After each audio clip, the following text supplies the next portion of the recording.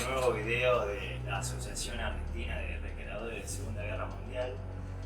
Probablemente ya han visto el video sobre el M1 Garand americano y hoy estamos para representarles el icónico fusil a cerrojo Mauser usado por los alemanes en la Segunda Guerra Mundial. Vamos a hacer un breve repaso con Arnold, ya nos habrán conocido de algunos de los vivos en Instagram.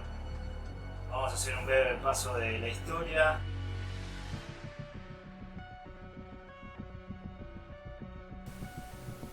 El Mauser Kar-98K fue un derivado de fusiles anteriores, que a su vez habían sido desarrollados a partir del Mauser 98.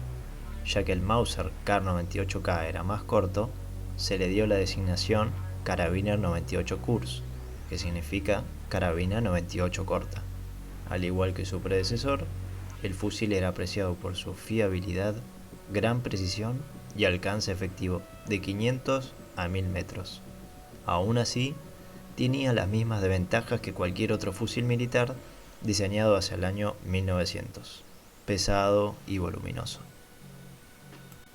Los cajones de mecanismos del Mauser Kar-98K eran estampados con un código de fábrica que indicaba la fecha y lugar de fabricación.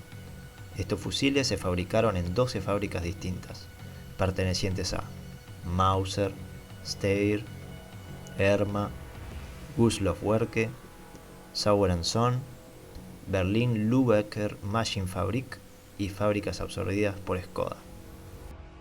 Bueno, más o menos para la gente que no lo conoce, es un fusil de aproximadamente 1,20 m, mucho más corto que los antecesores Mauser de Primera Guerra Mundial.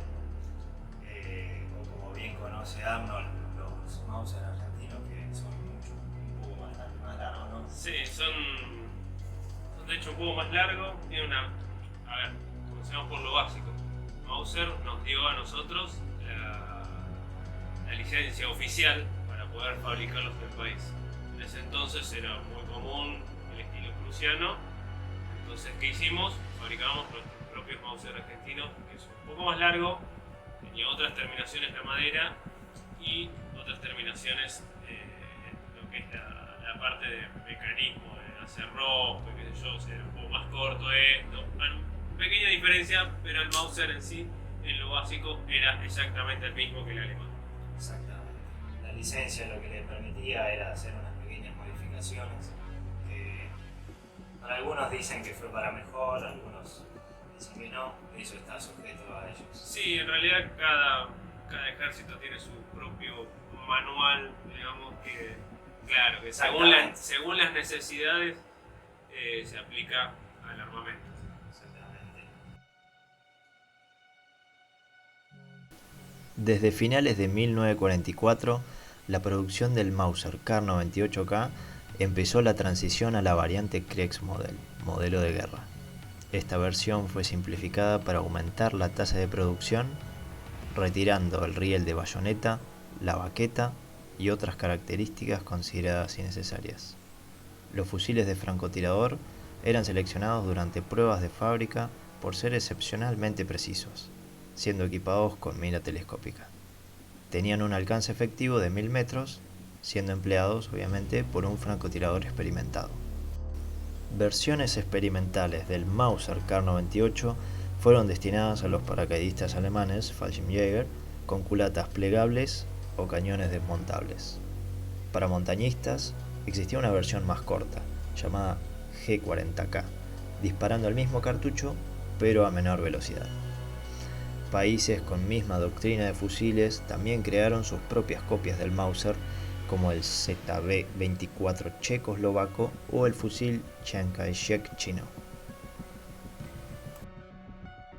Pero bueno, el que tenemos acá, desde ya es una réplica inofensiva e inerte, pero es una réplica alemana. La munición que usó y siempre estuvo acostumbrada a usar el Mauser es 7.92 Mauser, que es la misma que se usaba en las ametralladoras MG bien conocidas. Se usaba y se alimentaba a través de los peines, económicos, fáciles de llevar y fáciles de recargar. Simplemente desarrojaba. Se desarrojaba, era un arma, digamos, tiro a tiro, era todo un proceso manual donde se procedía a poner el peine y le daba una carga de 5 por cada recarga. El soldado alemán tenía los portacargadores que tengo puesto ahora, 3 de cada lado, que le permitía llevar aproximadamente unas 90 municiones individualmente. Después habían variantes, por ejemplo, de los Fallschirmjäger, ¿no? Los paracaidistas, que tenían otras formas de poder llevar más munición, dependiendo de la misión y los requerimientos que tenían. Y también se usaba una munición especial para este tipo de artilugio. Ustedes preguntarán qué es. Esto es uno de los tantos accesorios que puede llevar el Mauser. Es un lanzagranadas que se pone en la boca del cañón. Lo podría poner, pero es una historia bastante larga. Se abre el perno, se coloca y a través de una munición no tan ofensiva como la 7.92 se percutaba y detonaba un proyectil que era para distintos usos, por ejemplo antitanque o antipersonal, dependiendo de lo que el individuo necesitaba, pero era otra forma de servir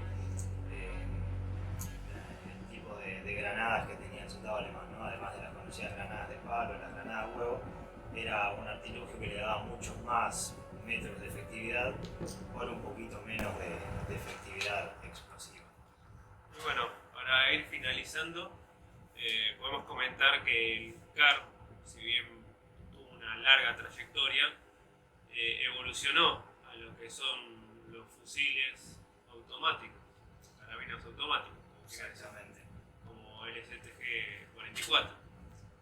Sí, siempre tuvo un buen estándar el CAR 98, a pesar de ser rojo, que era algo que ya estaba quedando para la antigüedad. Supo mantener siempre una fiabilidad y una puntería que siempre se le requirió, que después fue siendo desplazada por armas semiautomáticas como el G-43 o como bien nombró Arnold, el STG-44, armas automáticas un poco más poderosas y que le daban más potencia de fuego a una escuadra que eran 11 tipos con CAR 98 y uno con MG. Esas armas más nuevas le daban mucha más potencia de fuego todavía. Combinaban lo que era la precisión con la capacidad de fuego. Exactamente, se acomodaba con las doctrinas alemanas. Pero siempre fue fiable y hasta el día de hoy se siguen haciendo Mauser con distintos calibres y demás, ya que su funcionamiento siempre fue óptimo, tanto como para la guerra como para la caza. Así que eso es más o menos lo que le podemos aportar por hoy. Arnold. Bueno, yo no tengo más nada para decir. Seguimos con el tiempo bastante ya. Sí, espero que les haya gustado y bueno, nos estamos viendo pronto en alguna otra representación.